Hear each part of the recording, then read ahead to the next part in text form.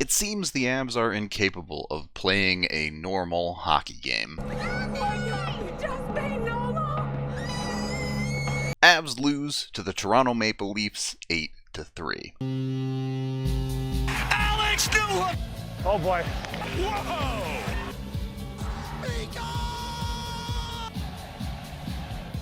Look, on a macro level, this was a horrible game that was never particularly close, with extenuating circumstances, including the Avs planning to play Darcy Kemper, but ending up playing their backup as they find out Kemper is hurt just a few hours before the game, to the point where they weren't even sure if their backup goalie was going to make the arena in time for the start of the game.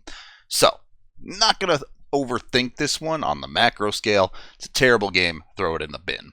On the micro scale, boy, are there a lot of problems in this game. The most genuinely concerning of which being the slow start. This is an issue that has popped up a handful of times in the season so far for Colorado, and when you start slow and give up a goal early, it just makes your life so much harder. Teams don't win a ton of the time when they let the other team score first, especially when it expands into multiple goals getting scored on you. Less than 5 minutes into the hockey game, the Avs are making mistakes and giving up the first goal. The Avs are in the offensive zone, but they lose a puck battle along the boards, and the Leafs end up coming back the other way, and it's up and out high, and you end up in this awkward situation. It's happening off camera, really, but you can see Byram and Girard both committed to the puck in the middle of the ice, and now they almost get tangled and are in an extremely awkward situation where they're going to get beat up the ice by Nylander. Nylander, I can speak, I promise. Tavares does make a very nice pass here, recognizing Byram's back turn, that he can get it through and up to Nylander for essentially a breakaway, and then Nylander puts a great shot on up high to beat JoJo. So not a great goal, but quality play from the Leafs, right? Give them credit for a strong finish and capitalizing on an error from the Avs. And in the immediate after that goal, things were actually okay. The Avs were pushing back, holding possession, looking like a decent hockey team, until the second goal goes in about 3.5 minutes later. I hate this play from Erik Johnson. He's just cruising backwards through the neutral zone, doesn't recognize that he's being beat to the outside until it's far too late, and by the time he does recognize it, when he goes to turn, there is no effort in the skate here. He takes 1 or 2 strides and then just glides in, conceding the fact that not only has he lost the puck, but he doesn't even stay in range to make a play on the player with the puck. Just completely free zone entry for the Leafs because of that, and they get rewarded for it as they're able to maintain possession deep in the zone. The Avs have completely collapsed in, putting 3 guys essentially right in the crease, and things break down rather quickly as you get both EJ and Jack Johnson committing out and away from that crease. Now you're covering a whole lot of nothing. A shot comes through the middle. The initial save gets partially made, but the puck remains loose, and nobody ties up a stick. Not Nichushkin in front, not Jack Johnson off to the side, and it ends up being a tap-in goal for Spezza. And that goal pretty much cratered the Avs. The Avs seemingly just fell apart. I think it was pretty obvious that their defense as a whole was struggling mightily in this game, and it just never really got better. You combine that with the fact that they really just never got a save out of JoJo, and the game pretty much spiraled out of control. First of all, another yikes situation where the Avs mismanage the puck at the offensive blue line, which creates an odd man rush, but nothing comes of that initially. So from right here, you should be pretty well set up in your defensive structure, and you shouldn't have to worry about this. But you get this really awkward situation where this is Austin Matthews. If there's one guy on the ice you probably want to cover, it's him. And you have your defenseman covering out towards the corners. So you're left with Nathan MacKinnon in the middle of the ice and Mikko Rantanen coming in from behind the net. And someone's going to have to take the net front area here. And essentially, they both skate toward it, and neither of them really takes it. They both assume the other player is going to take it, and they both just outright leave. Now, MacKinnon is looking out up high to take something, at least defensively, while Mikko kind of just covers nothing. He puts himself in no man's land, not near anyone, so when the pass does get through Taves and comes to Matthews right in front, he has time, space, and can do literally whatever he wants with this puck as he eventually beats JoJo.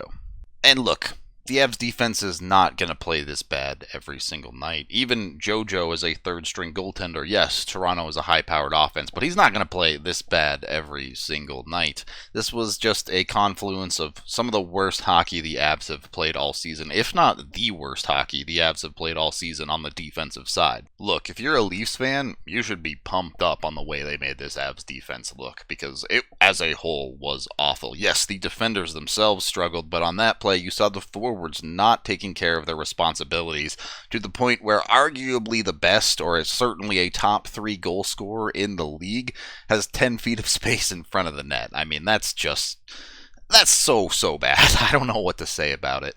I will say, Leafs, though, don't get too high on yourself scoring 8 goals on a third-string goaltender. Let's back it up a little bit. Let's back it up just a little bit. The Avs do pull off a miracle goal in the literal last second of the first period to at least keep things interesting for a little while. Some good old-fashioned hard work from Logan O'Connor to get the zone as a penalty kill expires for the Avs, and then he gets his own rebound to keep the possession going, getting it high out to McKinnon. Leafs get caught in fairly deep with just a few seconds left in the game here. McKinnon recognizes the situation. He draws 2 guys to him, opening up the top part of the ice for Sam Girard, and makes a great backhand pass to hit Sammy G, and Sammy G unloads a shot, probably his best shot in a long while, to just beat the buzzer. Yeah, Nathan McKinnon being back kind of took a massive back seat in this hockey game, didn't it? The first 12 minutes of the second period was actually good. It was quality hockey from the Avs. They pushed hard. They tried to get themselves back into this game. And it's one of those situations where, yes, I get it. It probably wouldn't look the same if the Avs weren't down 2 and the Leafs were sitting back on a lead. But it's still extremely frustrating when you see a team come out with that, and it makes you wonder, where was that in the first period? If you play like that, you're probably not down 2 goals going into the second. The quality play does pay off, and the Avs actually do cut the lead to 1. So for at least a minute there, things were interesting. Kadri throws a nothing shot in on net for this goal, and it looks like it probably should have been covered. But mishandled by Campbell, the Avs are able to take advantage with a nice forecheck by Kadri here to regain possession, help with Nuke in the battle too. They get it back to the point, and they have an offensive zone setup. Jack Johnson just throws a puck towards the net. I don't think it even gets to Campbell. It hits the defenseman in front. It springs out. Somehow Kadri is the guy that actually makes contact with this puck with his stick, but it's absolutely Val Nichushkin's power that fires the puck into the net just through Kadri's stick. Always fun to see the X-Player curse work against other teams, because we sure know it works against the Avs. Unfortunately, the straw that broke the camel's back came less than a minute after that goal to make it 3-2. Got no explanation for this one. You just need a save. Look, I guess if the Avs win the face-off, this goal doesn't happen, but this isn't a particularly special goal. They just work it over to Dermott outside the near circle. JoJo's a little bit slow to read the play and get over. And it's a decent shot, but not one that should beat an NHL caliber goaltender. And this one just kind of beats JoJo. A brutal one for the emotional standpoint of the Avs. And from there, the Avs packed it in, just in case you thought there was any hope of a comeback. The Leafs quickly add another one to be up 5-2 after the second. Final dagger, as far as I am concerned. JoJo tries to play a puck around the near boards, which sends it right into John Tavares. I don't know if there was no communication or if JoJo just panicked and sent it that way, but that's a turnover, which allows the Leafs to keep the zone. From there, obviously chaos is ensuing because the Avs defense is an absolute mess, and you're totally screwed. EJ, for some reason, just follows Tyson Jost up the ice, completely abandoning his post as a defenseman in the zone, which allows John Tavares a clean lane all the way into the net. Behind Austin Matthews, the guy you might want to defend, yeah, it's probably John Tavares. So, not great. He's able to knock down a puck in front. JoJo can't handle the initial rebound. He gives John Tavares 3 chances to score a goal. He's probably going to score one. The Leafs added 3 more goals in the third period, which included an Austin Matthews hat trick, which good for him. Don't really see a point to show those goal clips on this video because there's just nothing new about them. There was nothing actually relevant to the game at hand. It was already over. These were essentially stat padding goals, and it's cool that Matthews got a hat trick, but again, the defense was already terrible this game. We already knew that. It was more of the same. JoJo failing to stop pucks, another thing we already knew, and that pretty much sums up all 3 goals in the third period for the Leafs. This is, however, an Avalanche review, so I will show you the second Kadri goal to get your 8-3 final and at least try to end this on a positive note. Leafs botch an odd man rush on an Avalanche power play, so the Avs get up quick to make this a quality opportunity. Lanty gets a free zone entry and is able to drop it to Kadri, who walks in for the initial opportunity. Terrible shot. Sends it wide, but the Avs are able to collect, and Nathan MacKinnon does Nathan MacKinnon things, drags 3 Leafs players to him on a power play. That opens up a ridiculous amount of space. Landy, instead of doing the shot, takes his time, finds a super tight passing lane, but he finds a way to get this through to Kadri, and Kadri's able to redirect it in. A very pretty goal. That was a genuine pretty play, so at least the Avs got that going for them.